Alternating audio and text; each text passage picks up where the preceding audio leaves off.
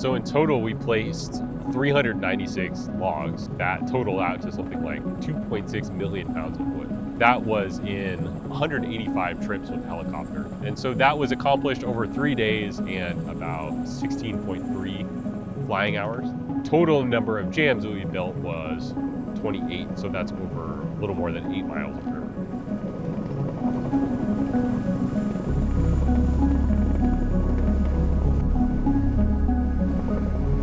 So I'm Luke Fisher. I'm the lead on this project out here in the Pilchuck. I've been with Tulalip Tribes for almost 4 years now. This project has been something I started when I very first started at the tribe. My first week was actually coming out and scoping this large wood project.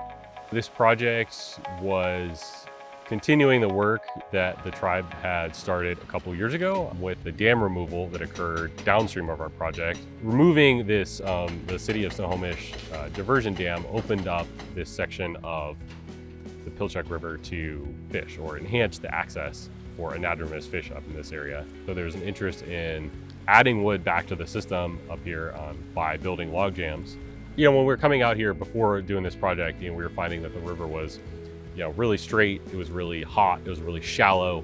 The channel was, in the summertime, it was really wide. And so, you know, that was not providing a lot of diverse habitat for fish. We were also seeing it was that the river was not accessing its floodplains very much. So that means that during high flows, you know, the water was sort of firehousing down the river and not slowing down in the floodplains.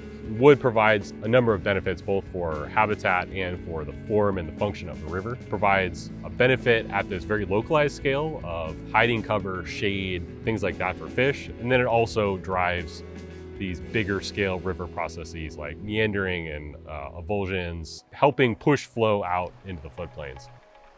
Tulalip was the project designer. NOAA, they provided the funding for this project through a grant to the tribe. That's what paid for all of the helicopter time, and then also did outreach to the landowner, which is DNR. They own the land around the river, and then we also worked with them to secure the wood.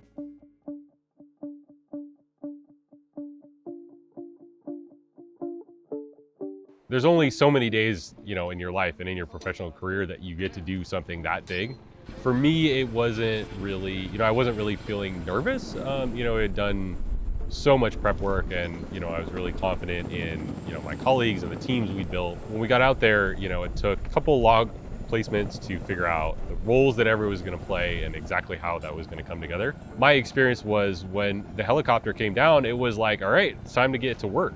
So our role was to help direct the helicopter where to place the wood. We were paired up with, you know, field staff that communicated with the pilot. And so, you know, they communicated on the radio, but the most important thing was putting out these targets. Pink flag tied around a rock was for the root wad, for the bottom of the tree, and then the blue for the top. Really, our biggest job was to lay those out exactly in the orientation and the placement where we wanted the next set of logs.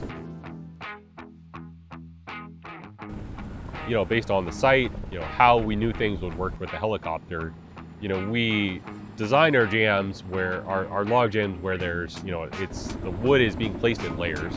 It's being placed in layers of a couple logs at a time. So they're kind of intertwined in the, you know, like in the riparian, and they're also kind of stacked on top of each other.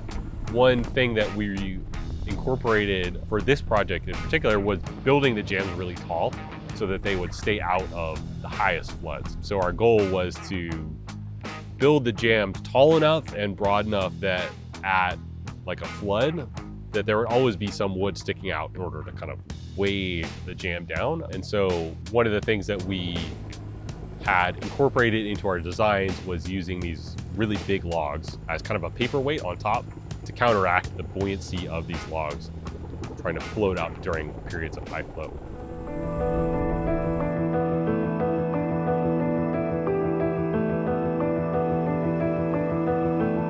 You know, this project for me has been partly implementing the project, but also learning about how to do salmon habitat work, you know, how to run a tribally led restoration project, a grant-funded project, and quite an adventure being able to be tasked with such a big project and such impactful project so early in my time.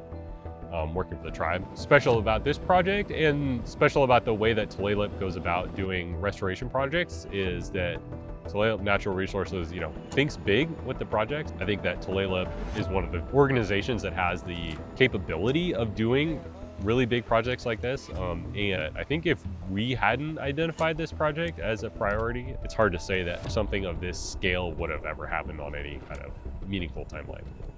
One project is always the starting point for a next project. In terms of restoring salmon habitat and bringing back, the salmon runs that we know historically, there's so much work to do. This project, building log jams, follows up a dam removal project. And then following my project, the tribe is continuing more work in the Pilchuck farther down, lower in the river, and that's starting up soon. And then, we're already thinking about what our next move is in terms of restoration in the Pilchuck.